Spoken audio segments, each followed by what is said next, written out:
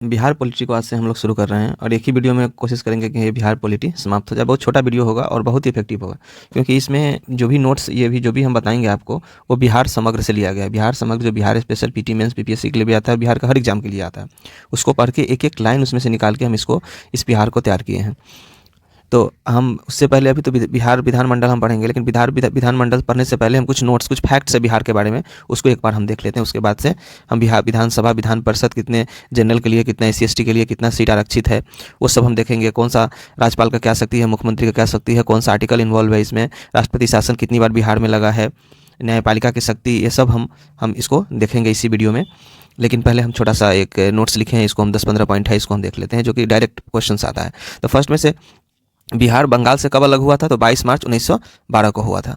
और 29 अक्टूबर 1920 को first governor बने थे कौन? सत्येंद्र प्रसाद सिन्हा। अच्छा, ये बाद में बने थे, बिहार बंगाल से जब अलग होता है उसके बाद की बात है। 3 नंबर में है कि ये क्वेश्चंस भी आता है कि उड़ीसा कब अलग हुआ था बिहार से? तो 1 अप्रैल 1936 को। ठीक है, कब हुआ था? 1 अप्रैल 1936 को। और 20 जुलाई 1937 को श्री कृष्ण सिंह मंत्रिमंडल का गठन किए थे। अच्छा, एक चीज़ है, 36 में जब उड़ीसा अलग होता है तो चुनाव होता है बिहार में, और चुनाव में कौन जीतता है? तो श्री कृष्ण की पार्टी जीतता है। तो उन्हीं का पार्टी के नेतृत्व में मंत्रिमंडल का गठन होता है। कब? 1937 में। अच्छा, एक सबसे नया जिला कौन सा है? तो अरवल है। 2002 में अरवल सबसे नया जिला है जो कि बना है लास्ट में। कौन सा जिला? अरवल जिला। अच्छा, क्षेत्रफल की दृष्टि से बिहार का क्या स्थान है? तो बढ़ामा। और जनसंख्या की दृष्टि से कौन सा है? तो तीसरा स्थान है। तो फिर एक बार और देखते हैं, बंगाल से कब अलग हुआ था? 1912 में। उड़ीसा से कब अलग बिहार हुआ? तो 1936 में। श्री कृष्ण का मंत्रिमंडल का सरकार का गठन कब हुआ? तो 1937 में। अरवल जिला कब बना था बिहार में? तो 2001 में। क्षेत्रफल की दृष्टि से बिहार का क्या स्थान है? तो बढ़ामा है। जनसंख्या की दृष्टि से बिहार का क्या स्थान है? तो थर्ड है। देखेंगे 15 नवंबर 2000 को झारखंड क्या हुआ था? बिहार से अलग हुआ था। तो कब हुआ था? तो 15 नवंबर 2000 को झारखंड बिहार से अलग हुआ था। तो एक बार इसका रिवीजन करते हैं। बिहार बंगाल से कब अलग हुआ था? तो 12 में। उड़ीसा से 36 में। झारखंड से कब? 2000 में। ठीक है, तो बहुत बार क्वेश्चन पूछ चुका है। बिहार का क्षेत्रफल कितना है? तो 94,163 वर्ग किलोमीटर। सबसे ज़्यादा क्षेत्रफल वाला जिला कौन है? पश्चिमी चंपारण। और सबसे छोटा जिला कौन सा है? तो शिवहर है क्षेत्रफल की दृष्टि से। राजभाषा, तो बिहार का 2 राजभाषा है। फर्स्ट राजभाषा हिंदी है और सेकेंड राजभाषा कौन सा है? उर्दू है। धर्म में देखते हैं, हिंदू धर्म लगभग 82.69% है। मुस्लिम कितना है? 16.87% है। और थर्ड नंबर पे कौन सा है? ईसाई है, जो कि 0.12% के करीब है। बौद्ध जैन भी है, वो इससे भी कम, ज़्यादा कम में है परसेंटेज में। अच्छा, सबसे लंबा NH, तो NH कितना है? 27। EW कितना है? 480-87 किलोमीटर के करीब है। और सबसे छोटा NH है 727A, लगभग 4.5 किलोमीटर का सबसे छोटा NH है बिहार का। वन क्षेत्र कितना है बिहार में? 7.84। और वृक्ष कितना है? 2.89%। समुद्र तल से औसत ऊंचाई बिहार का कितना है? तो 173 फीट। अगर मीटर में कहेंगे तो 53 मीटर। राजकीय चिन्ह क्या है? तो बोधि वृक्ष पीपल है। तो ये 14 क्वेश्चन हो गया आपके। तो एक बार और देखेंगे कि बिहार कब अलग हुआ था बंगाल से? तो 12 में। उड़ीसा से 36 में। झारखंड से 20 में। क्षेत्रफल कितना? 94,163। कौन सा राजभाषा? 2, हिंदी और उर्दू। धर्म मुस्लिम कितने परसेंट है? 16.87%। सबसे लंबा NH का नाम क्या है? तो 27 NH है।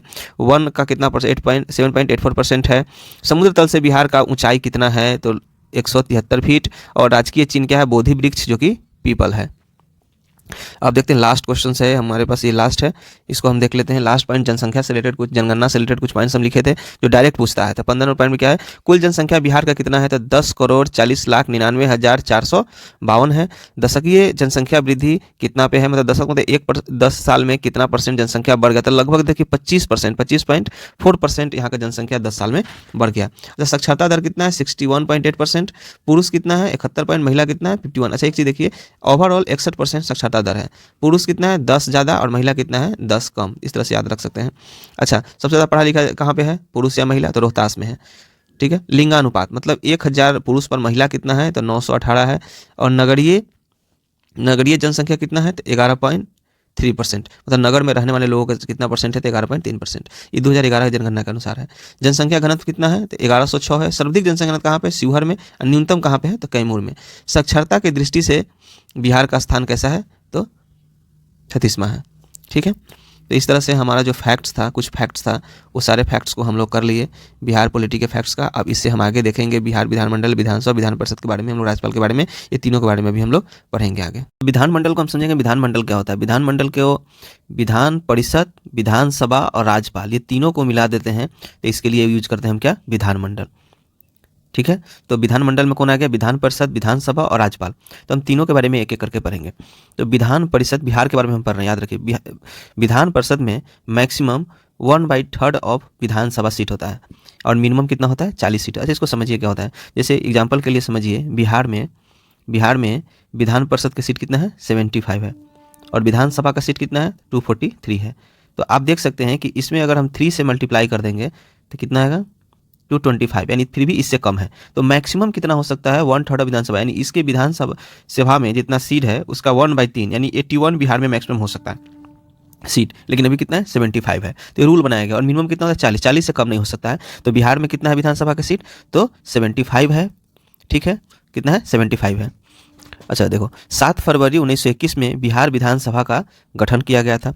अच्छा, विधान परिषद का कार्यकाल कितने दिन का होता है, तो 6 ईयर का होता है। लेकिन हर 2 साल पे, हर एवरी 2 ईयर पे 1/3 सदस्य को हट जाते हैं उसमें, यानी नया सदस्य आ जाते हैं। 1/2 सदस्य हर 2 साल पर 1/3 सदस्य नए आ जाते हैं। लेकिन कार्यकाल कितना होता है, 6 साल का। लेकिन विधानसभा में वही कितने का होता है, 5 ईयर का होता है और 2 साल में 1/3 सदस्य जैसे परिषद में हटता है, वैसा विधानसभा में कोई प्रावधान नहीं है। ठीक है। फिर 173वां अनुच्छेद में क्या लिखा है, अहर्ता निर्धारित किया गया है। यानी अनुच्छेद 173 में ये बताया गया है कि विधान परिषद के सदस्य बनने के लिए क्या क्या आपको योग्यता होनी चाहिए। ठीक है। अच्छा, एक चीज़ ये क्वेश्चन पूछता है और बहुत लोग नहीं बता पाते हैं कि जो विधान परिषद में जो चुनाव होता है वो कितना परसेंटेज या कितना कितना सदस्य कौन कौन चुनता है। तो देखिए एक चीज़, 1/3 सदन विधानसभा का सदस्य चुनता है, यानी जो विधायक है, एमएलए है, विधायक है, वो 1/3 सदस्य कौन चुनता है, एमएलए चुनता है। फिर 1/3 जो सदस्य हो गया विधान परिषद का, उसको कौन चुनता है, तो वार्ड परिषद चुनता है। कौन होता है, वार्ड मेंबर जो होता है, आप देखेंगे वार्ड एक इलेक्शन देता है विधान परिषद में, तो वो चुनता है। और 1/6 मनोनीत करता है। तो कौन मनोनीत करता है, तो राज्यपाल मनोनीत करता है। वो क्या करेगा, 1/6 सदस्य का ये साहित्य के क्षेत्र में, विज्ञान के क्षेत्र में, समाज सेवा के क्षेत्र में या सहकारी आंदोलन में जो भी अच्छा किया हो, इस क्षेत्र में एक प्रसिद्ध लोगों को क्या करता है कि डायरेक्ट राज्यपाल मनोनीत करके विधान परिषद के सदस्य बना देता है। और 1/12 सदस्य को स्नातक जो ग्रेजुएट है वो लोग वोट देते हैं और 1/12 सदस्य क्या होता है, जो शिक्षक है वो लोग चुनते हैं। यानी देखिए 4-5 लोग चुन रहे हैं। एक तो चुन रहे हैं एमएलए विधायक लोग, दूसरा वार्ड वाला, तो दो इलेक्शन से रिलेटेड हो गया। एक राज्यपाल खुद 1/12 को करता है, चौथा में जो ग्रेजुएट है वो चुनते हैं और 5वां में जो शिक्षक गण है वो लोग 1/12 सदस्य को मनोनीत करते हैं। तो अच्छा, ये पूछता है कभी कभी कि बताओ कि राज्यपाल कितना सदस्य को करता है, तो विधानसभा के 1/6 सदस्य को वो मनोनीत करता है। समझ में आ गया। इस तरह से वो क्या करता है, टोटल सीट को चुनाव करने का होता है। जैसे हम लोग का एमएलए का जो चुनाव होता है, विधायक का जो चुनाव होता है, उसमें वार्ड हो, स्नातक हो, शिक्षक हो, सब बराबर है, सब लोग अपना वोट देता है। लेकिन इसमें नहीं है, इसमें स्नातक वाले में सिर्फ स्नातक लोग देता है वोट और यही लोग चूज के 1/6 को चूज करके लाता है। इसमें 1/12 में शिक्षक चूज करता है। बात समझ में आ गया। चलिए तो हम आगे देखते हैं। अच्छा, विधान परिषद सदस्य की संख्या, तो हम संख्या भी देख लेते हैं। जैसे बिहार में कितना है, 75 है। कितना है, 75 है। यूपी में कितना है, 100 है। आंध्र प्रदेश में कितना है, 50 है। तेलंगाना में कितना है, 40 है। महाराष्ट्र में कितना है, 78 और कर्नाटक में बिहार का इतना ही 75 है। यानी कर्नाटक और बिहार में विधान परिषद का सदस्य की संख्या कितना है, 75। और ये आंध्र प्रदेश तेलंगाना साथ में था तो ये 90 था, लेकिन दोनों के बंटने के बाद 50 और 40 का रेशियो में वो डिवाइड हो गया। यूपी में कितना है, 100, सबसे ज़्यादा यूपी में ही है, 100 है। 100 सदस्य का निर्वाचन होता है वहाँ, या मनोनीत मिला के। चलिए, तो हम विधान परिषद समझ गए। अब विधानसभा के बारे में समझते हैं। तो विधानसभा का मैक्सिमम कितना होता है, तो 500 सीट हो सकता है। बिहार में कितना है, 243 है। मिनिमम कितना हो सकता है, 60 हो सकता है। लेकिन विधान परिषद में आप लोग पढ़े हैं अभी कि 40 हो सकता था और मैक्सिमम का था 1/3 ऑफ विधानसभा सीट, यानी विधानसभा सीट के 1/3 भाग होता था मैक्सिमम। मिनिमम 40 वहाँ होता था, लेकिन यहाँ पे क्या है, 60 है। अच्छा, 243 सीट अभी यहाँ पे विधानसभा में है, जिसमें से आप देख सकते हैं कि 203 जनरल सीट होता है और एससी के लिए, बीपीएससी में पूछा हुआ क्वेश्चन है, इसको ध्यान दीजिए कि एससी के लिए सीट 38 है और एसटी के लिए कितना सीट है, 2 सीट है। आरक्षित है, जिसपे 38 सीट पर एससी कैंडिडेट ही लड़ सकते हैं और 2 सीट पर एसटी कैंडिडेट ही वहाँ से इलेक्शन लड़ सकते हैं, एमएलए का, विधायक का। और पूरे बिहार में 203 सीट हमेशा हर इलेक्शन में जनरल होता है, लेकिन एससी के लिए आरक्षित 38 और एसटी के लिए 2 सीट आरक्षित होते हैं। ठीक है। अच्छा, विधान परिषद में एक अनुच्छेद आता है 173 अनुच्छेद, वो योग्यता बताता है। उसमें इस अनुच्छेद में, इस आर्टिकल में लिखा हुआ है कि विधान एमएलए बनने के लिए क्या क्या योग्यता, जैसे कि उसमें एज एमएलए बनने के लिए कितना चाहिए होता है, 25 ईयर बनना चाहिए होता है। तो ये सब किस में लिखा हुआ है, तो 173 अनुच्छेद में ये सब लिखा हुआ है। अच्छा, एक चीज़ समझने वाला बात है कि आपातकाल, मान लो कि देश में आपातकाल लगा हुआ है, तो विधानसभा की अवधि 6 मंथ के लिए बढ़ाया जा सकता है। जैसे कि मान लो 5 साल विधायक बने हुए हो गए, यानी विधानसभा का 5 इलेक्शन हुआ, विधायक का इलेक्शन हुआ, 5 साल हो गया, और 5 साल जैसे ही समाप्त होने वाला था, इलेक्शन होने वाला था कि आपातकाल लगे, इमरजेंसी लग गया, तो क्या इलेक्शन उस समय होगा? नहीं, 6 मंथ के लिए क्या किया जाएगा, उसके इलेक्शन को टाल दिया जाएगा और बढ़ा दिया जाएगा। लेकिन कंडीशन ऐसा नहीं कि 6 मंथ, लेकिन मैक्सिमम 3 साल तक लगा सकते। कितना? 6 मंथ करके, फिर 6 मंथ के बाद फिर 6 मंथ के लिए लगा दिए, फिर 6 मंथ के लिए लगा दिए, 6 मंथ के लिए लगा दिए, 6 मंथ के लिए लगा दिए, फिर 6 मंथ के लिए लगा दिए। इस तरह से 6 बार लगाएंगे आप तो कितना हो जाएगा? 3 साल के लिए। तो क्वेश्चन पूछता है कि आपातकाल की स्थिति में विधानसभा की अवधि मैक्सिमम कितने साल के लिए बढ़ाया जा सकता है? तो 3 साल के लिए। तो 5 साल के लिए तो ऐसे होता ही है, 3 साल के लिए बढ़ा दिए तो हो सकता है 8 साल तक भी हो सकता है, यानी 3 साल तक आपातकाल की स्थिति में विधानसभा की अवधि बढ़ सकता है, लेकिन एक बार में 6 महीना बढ़ेगा। ठीक है। अच्छा, राज्यपाल का क्या पावर होता है? तो राज्यपाल इसको भंग कर सकता है बिफोर 5 ईयर, 5 साल से पहले ही चाहे तो राज्यपाल इसको भंग कर सकता है। अच्छा, शक्ति। अच्छा, राज्यपाल के बारे में पढ़ते हैं। अच्छा, ये अभी हम लोग विधान परिषद विधानसभा पढ़ लिए, अब हम किस बारे में पढ़ेंगे? राज्यपाल के बारे में, क्योंकि विधानमंडल का ये भी अंग था। तो राज्यपाल के बारे में पढ़ेंगे। तो राज्यपाल का अनुच्छेद 154 में लिखा हुआ है कि कार्यपालिका का प्रधान होगा राज्यपाल, यानी राज्यपाल के नाम से ही राज्य में कोई भी लॉ बनता है, कोई भी ऑर्डर पास होता है, जनरली वो राज्यपाल के नाम से ही बनता है।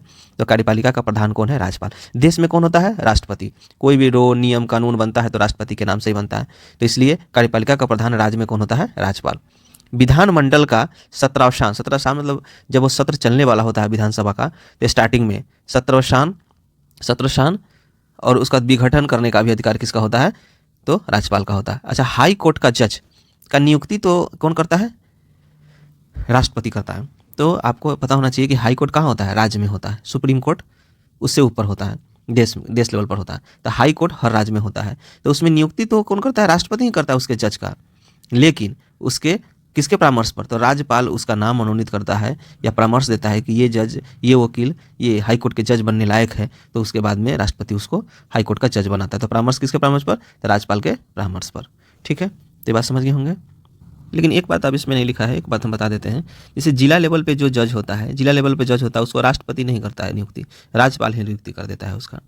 लेकिन हाई कोर्ट के जज को राज्यपाल करता है, राष्ट्रपति करता है राज्यपाल के परामर्श पे। लेकिन वही जिला में जज जो होता है, आप लोग जाते होंगे जिला में, जो कोर्ट में जो जज बैठता है उसको राज्यपाल ही नियुक्ति करता है। ठीक है। अच्छा, राज्यपाल के पास और भी है, राज्यपाल के पास और भी शक्ति है। अनुच्छेद 164 यह विधानमंडल का अंग है। कैसा है? ये विधानमंडल का अंग है। तो कौन सा है? राज्यपाल विधानमंडल का अंग होता है। ये कौन सा अनुच्छेद में लिखा हुआ है? 164 में। ये हम पहले ही बता दिए थे कि विधानमंडल में 3 चीज़ आता है, विधानसभा, विधान परिषद और राज्यपाल। तो राज्यपाल ये विधानमंडल का अंग है। ये किस अनुच्छेद में लिखा है? 164 में। और अनुच्छेद 213 में 213 में लिखा हुआ है अध्यादेश जारी करने का शक्ति राज्यपाल के पास होता है। अच्छा, एक चीज़ है क्षमादान। आप लोग पढ़े होंगे कि राष्ट्रपति क्या हो जाता है? किसी का फांसी का सज़ा माफ़ कर देता है। तो क्या राज्यपाल के पास भी ये शक्ति है क्या? किसी का सज़ा हो गया, किसी को कोर्ट से सज़ा हो गया तो उसे माफ़ करने का। तो इसमें क्या है कि सज़ा को राज्यपाल कम कर सकता है या पूरी तरह से भी समाप्त कर सकता है, लेकिन मृत्युदंड, किसी को फांसी का सज़ा हो गया हो, या सैनिक अदालत एक अलग होता है सैनिकों के लिए, दंडित किया गया हो, उसको क्षमा नहीं कर सकता है। यानी राष्ट्रपति राज्यपाल में यही अंतर है कि मृत्युदंड को क्या होता है कि राज्यपाल, किसी को फांसी हुआ है, फांसी से राष्ट्रपति बता सकता है, लेकिन राज्य का राज्यपाल फांसी से नहीं बचा सकता है। हाँ, उसको 10 साल की सज़ा हो गया है, 15 साल की सज़ा हो गया है, या उम्र कैद की सज़ा हो गया है, तो हो सकता है 15 साल की सज़ा को राज्यपाल 5 साल के कर दे, या उसको 0 साल ही कर दे, माफ़ी कर दे। तो ये राज्यपाल के पावर है। लेकिन किसी को मौत का सज़ा सुना दिया गया, फांसी का सुना दिया गया, राज्यपाल नहीं कर सकता है। हाँ, राष्ट्रपति के पास इसका पावर होता है। तो क्षमादान आपको समझ में आ गया होगा कि राज्यपाल सैनिक वाला मामले में, मृत्युदंड में उसका कोई पावर नहीं है। ठीक है। अच्छा, एक चीज़ और, 356 में आप जानते होंगे राष्ट्रपति शासन लगता है, 356 आर्टिकल के तहत। तो राष्ट्रपति शासन लगाने के लिए राज्यपाल का बहुत बड़ा रोल होता है। तो राष्ट्रपति का प्रतिवेदन भेज राष्ट्रपति शासन। तो राष्ट्रपति तभी राष्ट्रपति शासन लगाता है जब यहाँ से राज्यपाल जो उस स्टेट का भेजता है कि चलिए भाई, ये शासन चलाने में सरकार असमर्थ है, आप राष्ट्रपति शासन लगा दीजिए, तब 356 के तहत राष्ट्रपति शासन लगा देता है। तो इसमें परामर्श कौन देता है? राज्यपाल ही लगाता है, राज्यपाल ही प्रतिवेदन भेजता है। तो कौन, इसलिए राज्यपाल का भी यहाँ भूमिका अहम हो जाता है। क्षमादान समझ गए, राष्ट्रपति शासन में इसका क्या होता है वो समझ गए आप। ठीक है। उसके बाद में कुछ राज्य में उपराज्यपाल होते हैं, राज्यपाल नहीं होता, जैसे कि दिल्ली और पुदुचेरी, ये केंद्र शासित प्रदेश है। अंडमान निकोबार में, जम्मू कश्मीर, लद्दाख में, इसमें क्या है? इसमें उपराज्यपाल है। तो आपको केंद्र शासित प्रदेश में क्या है? इसमें, इस सब में उपराज्यपाल है, राज्यपाल नहीं होता है। ठीक है। और कुछ राज्यपाल को, उपराज्यपाल को प्रशासन कहा जाता है, वहाँ प्रशासक, जैसे कि लक्षद्वीप है, चंडीगढ़ है, दादर एवं नगर हवेली है। ये तीनों में जो हेड होता है वहाँ का, उसको प्रशासन बोला जाता है या प्रशासक बोला जाता है। और इन पांचों में ऊपर में जो लिखा है उसको क्या बोलते हैं, उपराज्यपाल बोला जाता है। और राज्य में तो आप जानते ही हैं कि राज्यपाल होता है। तो आप इस बात को अच्छी तरह से समझ गए होंगे। तो आगे देखते हैं, कुछ नोट्स लिखे हैं हम इसमें। नोट्स में कुछ इंपॉर्टेंट पॉइंट है, उसको हम नोट किए हैं। तो फर्स्ट राज्यपाल जो थे, क्या नाम था, जयराम दास दौलतराम। 1947 से 1948 तक ये राज्यपाल बने हैं। तो फर्स्ट राज्यपाल जयराम दास दौलतराम थे। अच्छा, फोर्थ, चौथा जो थे, जो राज्यपाल थे जाकिर हुसैन, वो पहला मुस्लिम थे। यानी चौथा राज्यपाल जो बने वो कौन बने, 1957 में क्या बने, जाकिर हुसैन मुस्लिम राज्यपाल बने। और सिक्स्थ जो राज्यपाल बने, यानी छठवां जो राज्यपाल बने, नित्यानंद कानूनगो बने। अच्छा, इनके समय बहुत घटना होता है। नित्यानंद कानूनगो 1967 से 1971 तक रहते हैं। उन्हीं के समय में, जब ये राज्यपाल थे, इन्हीं के समय में पहली बार बिहार में राष्ट्रपति शासन लगा। कब लगा था, 68 से 69 तक। तो राष्ट्रपति शासन में तो देखो, राष्ट्रपति शासन में तो राज्यपाल रहेगा ही, लेकिन मुख्यमंत्री नहीं रहेगा। पावर किसके पास चला जाएगा, राष्ट्रपति के पास, यानी राज्य का पावर राष्ट्रपति के पास चला जाएगा। तो पहली बार बिहार में इन्हीं के नित्यानंद कानूनगो के समय में ही 68-69 में तक इस समय राष्ट्रपति शासन लगा था। और अभी तक बिहार में 8 बार राष्ट्रपति शासन लग गया है। 2005 में लास्ट बार 8वीं बार जो लगा था राष्ट्रपति शासन, उस समय थे राज्यपाल सरदार भुट्टा सिंह। तो समझ में आ गया। तो राज्यपाल से रिलेटेड आप बहुत सारा क्वेश्चन समझ गए। राज्यपाल से रिलेटेड कोई क्वेश्चन पूछेगा किसी भी एग्जाम में तो आप आराम से बना देंगे। तो 8 बार अभी तक राष्ट्रपति शासन लग गया हुआ है। अब थोड़ा मुख्यमंत्री के बारे में देख लेते हैं। ये मुख्यमंत्री के बारे में कुछ इंपॉर्टेंट क्वेश्चन है, उसके बारे में देख लेते हैं। तो श्री कृष्ण सिंह 46 से 61 तक, कब से कब, 46 से 61 तक, लगभग 15 साल के क्या रहते हैं, ये मुख्यमंत्री रहते हैं, सीएम रहते हैं। और फर्स्ट सीएम यही रहते हैं। महामाया प्रसाद सिन्हा 67 से 68, ये पहला गैर कांग्रेसी सीएम थे। इसका नाम इसलिए लिखे हैं कि उस समय पहला गैर कांग्रेसी सीएम ये बना था। उस समय से तो श्री कृष्ण सिंह कांग्रेस के ही थे, महामाया प्रसाद सिंह कांग्रेस के नहीं सीएम थे, अलग पार्टी के थे। भोला प्रसाद शास्त्री उसके बाद में बना था। अच्छा, पहला दलित सीएम कर्पूरी ठाकुर हुए। कौन हुए, कर्पूरी ठाकुर हुए। ये तो हो गया आपको सीएम के बारे में। अच्छा, सीएम में क्या होता है, 163 या 164 दो आर्टिकल आता है मुख्यमंत्री के लिए। तो कहता है 163 अनुच्छेद बोलता है कि एक मंत्री परिषद होगा, ठीक है। और 164 में कहता है वो मंत्री परिषद की नियुक्ति राज्यपाल करेगा। कौन करेगा, राज्यपाल करेगा। लेकिन उसकी नियुक्ति, मंत्रिमंडल की नियुक्ति राज्यपाल करेगा, लेकिन किसके परामर्श पर, मुख्यमंत्री के परामर्श पर, ठीक है। तो मुख्यमंत्री की नियुक्ति और मंत्रिमंडल का नियुक्ति कौन करेगा, तो राज्यपाल करेगा, ठीक है। 164 में दिया गया है। तो 163 मंत्रिमंडल होगा और इन लोगों की नियुक्ति इंक्लूडिंग मुख्यमंत्री 164 के तहत कौन करेगा, तो राज्यपाल करेगा। इस आर्टिकल में लिखा। तो दो आर्टिकल 163 और 164 ये मुख्यमंत्री से संबंधित अनुच्छेद हो गए। अच्छा, कुछ नोट्स लिखे हैं हम, क्वेश्चंस बार बार एग्जाम में आता है इसलिए कि बिहार में प्रखंड की संख्या कितना है, तो 534 है। एक बार इसको देख लीजिएगा, 534 ही है। जिला परिषद की कितना संख्या है, 38। नगर परिषद के देखिए, सबसे बड़ा जिला परिषद हुआ, उससे छोटा होता है नगर परिषद। तो कितना होता है, ये छोटे शहर में हो गया, बहुत बड़ा शहर नहीं हुआ। 49, यानी फर्स्ट आरा को बनाया गया था नगर परिषद, 49। अच्छा, नगर निगम तो आप लोग सुने होंगे, ये नगर निगम और उससे नगर परिषद से भी छोटा होता है। कितना है, ये 12 है। कितना है, नगर निगम 12 हो गया। ये कितना हो गया, फर्स्ट कौन सा है, पटना वार्ड। पटना वार्ड में कितना है, पटना में कितना वार्ड है, 75 वार्ड है। और लास्ट नगर निगम कितना बनाया था, छपरा को बनाया गया था। और नगर पंचायत कितना है, 80 को है। तो आप जनरली इसका वो याद रखिए संख्या कि नगर निगम की संख्या कितना है, तो 12 है। पटना को कब बनाया था, 15 अगस्त 1952 को पटना को नगर निगम का दर्जा दिया गया था। पहला पटना को ही दिया गया था। उसमें लगभग 75 वार्ड है, बहुत बड़ा है नगर निगम ये, ठीक है। तो ये नोट्स है, ये कुछ डाटा था, इसको आप याद रखिए। और अब आते हैं हम न्यायपालिका पे। न्यायपालिका में ज़्यादा नहीं है, थोड़ा ही है, बस इसको एक बार समझ लीजिए कि अनुच्छेद 214, आप इधर भी पढ़े होंगे, आप बिहार छोड़िए, बिहार से बाहर भी कुछ पढ़ते हैं तो ये सब आ जाता होगा। अनुच्छेद 214 बोलता है कि एक उच्च न्यायालय होगा, हर राज्य में एक उच्च न्यायालय होगा। और 231 बोलता है कि 2 या 2 से अधिक राज्यों के लिए एक सुप्रीम हाई कोर्ट हो सकता है। यानी कहने का मतलब है कि मान लो किसी राज्य में हाई कोर्ट नहीं है, तो हो सकता है कि 2 राज्य को मिला के एक ही हाई कोर्ट हो। जैसे अभी हम लोगों के लिए, बिहार के लिए स्पेशल पटना हाई कोर्ट है। हो सकता है कि बगल में झारखंड के लिए हाई कोर्ट नहीं होता, तो पटना हाई कोर्ट भी झारखंड के लिए काम करता। तो इस तरह से ये प्रावधान है 231 में कि 2 राज्य के लिए एक हाई कोर्ट हो सकता है। वर्तमान में 25 को हाई कोर्ट है। अच्छा, दिल्ली और जम्मू कश्मीर में अपना एक केंद्र शासित प्रदेश है, फिर भी उसके पास एक अपना हाई कोर्ट है, ठीक है। पटना उच्च न्यायालय के बारे में कुछ इसमें तथ्य लिखे हैं हम। स्थापना कब हुआ था? 3 फरवरी 1916 को। अच्छा, कभी 3 फरवरी कभी 9 फरवरी लिखता है, तो 3 फरवरी कहता है इसका ओपनिंग हुआ था और 9 फरवरी का स्थापना हुआ था। तो कभी कभी ऑप्शन देख लीजिएगा, कभी कभी 3 फरवरी दे देता है, कभी 9 फरवरी दे देता है, तो ऑप्शन जैसा रहेगा वैसा आप ट्रीट कीजिएगा, ठीक है। ये दोनों नहीं देगा एक साथ, ऐसा नहीं है, कंफ्यूज मत होइए, और देगा तो क्लियर करेगा।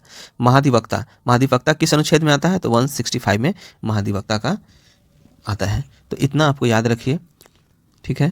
अच्छा, ये सब के अलावा भी एक प्रशासनिक ढांचा, एक व्यवस्था बनाया गया है। जैसे आप देखे होंगे हर जिला में क्या होता है? सचिवालय होता है। जैसे कि आप देखे होंगे क्या होता है? सचिवालय होता है।